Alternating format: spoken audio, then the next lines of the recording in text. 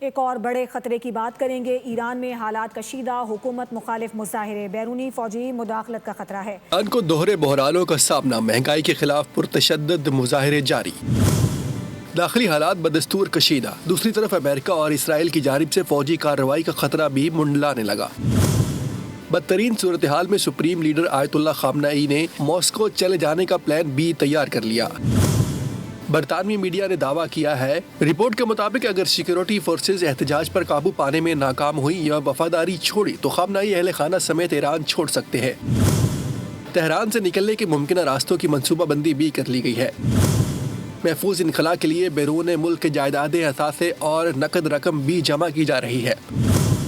ایرانی تجزیہ کاروں نے وینزویلا میں شام کی مثالوں کو ایرانی قیادت کے لیے خطرے کی گھنٹی قرار دیا۔ کہا، خامنئی کا سخت بیانیہ اور مظاہرین کو شرپسند قرار دینا حالات کو مزید بگاڑ سکتا ہے۔ ماہرین کے مطابق حکومت کے پاس نہ تو بگڑتی معیشت کو سنبھالنے کے لیے کوئی حکمت عملی ہے اور نہ ہی جوہری پروگرام پر ایسے سمجھوتے کے آثار ہے جو امریکہ اور اسرائیل کو مطمئن کر سکے۔